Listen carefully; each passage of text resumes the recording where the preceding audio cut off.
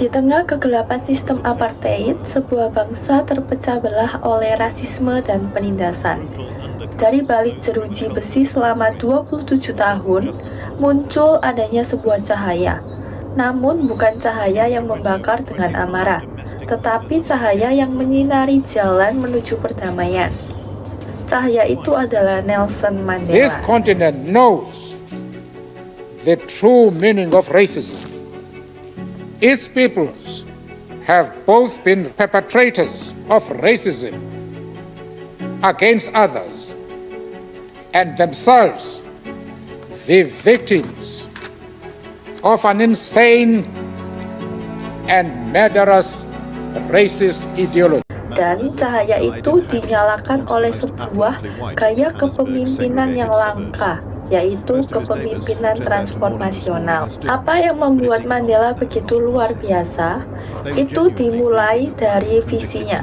Di saat yang lain mungkin hanya membayangkan kemenangan untuk satu kelompok saja, berbeda dengan Mandela, yang membayangkan kemenangan untuk seluruh bangsa. Of Die Volkte, the Transvaal Church magazine. Dominic Berger, you believe in apartheid as a way of life? Yes, I do. Why? In South Africa. Why is that, sir? Because the race, which is in a lesser state of development, is by far in the majority here. And numerically, of course, they are much stronger. And because also I believe that it is according to God's will that the white race, which is in the majority in this country, should be preserved. And also everything we have done in the last 300 years and built up in the church and in the state should be preserved and not be swallowed up by an, I wouldn't say inferior race, because I don't believe it is an inferior race, but a lesser a race which is in a lesser state of development, that's all. Visinya adalah Afrika Selatan yang baru dan demokratis dan sebuah bangsa pelangi. Visi ini tidak hanya jelas tetapi juga inklusif. Ia menyatukan orang-orang kulit hitam yang telah lama tertindas oleh orang kulit putih yang takut akan masa depan. The factors which necessitated the armed struggle still exist today.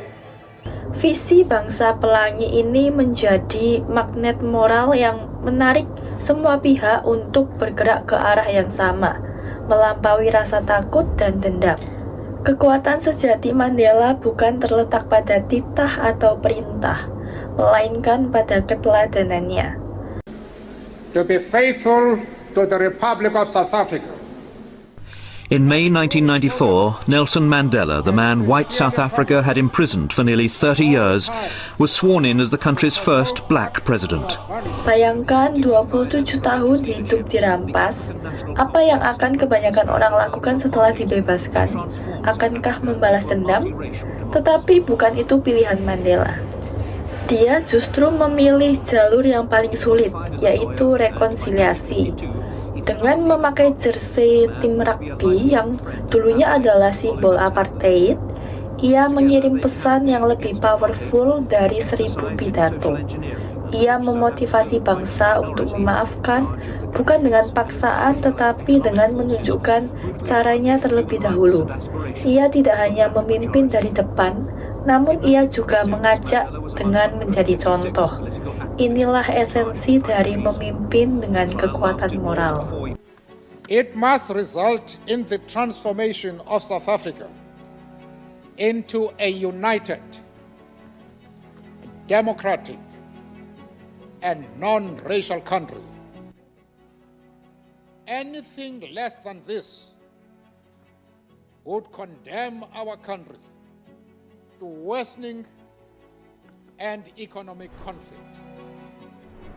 Berhasil membangun sebuah demokrasi multirasial yang benar-benar baru. Perubahannya bukan hanya di atas kertas konstitusi. Perubahan itu terjadi dalam hati dan pikiran rakyatnya. Dari budaya ketakutan dan kebencian menuju sebuah masyarakat walaupun tidak sempurna yang mulai belajar untuk mempercayai satu sama lain.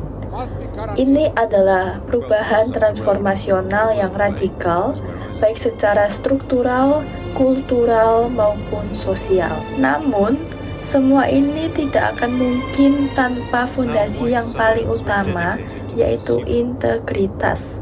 Bagaimana mungkin seorang pemimpin bisa menyatukan musuh-musuhnya?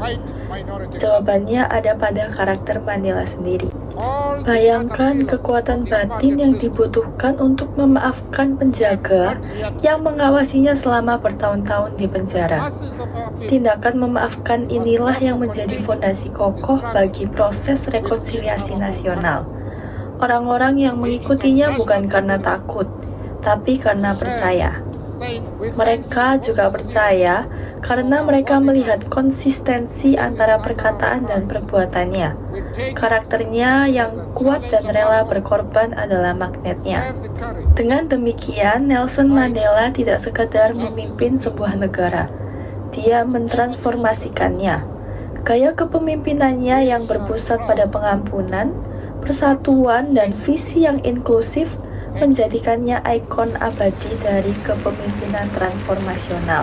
Warisannya mengajarkan kita bahwa kepemimpinan sejati bukan tentang kekuasaan, tetapi tentang kekuatan untuk mengubah hati nurani, untuk membangun jembatan di atas jurang perbedaan, dan untuk menginspirasi sebuah bangsa, bahkan dunia, untuk bermimpi lebih besar dan menjadi lebih baik. Demikian presentasi dari saya ucapkan terima kasih dan mohon maaf jika ada salah kata.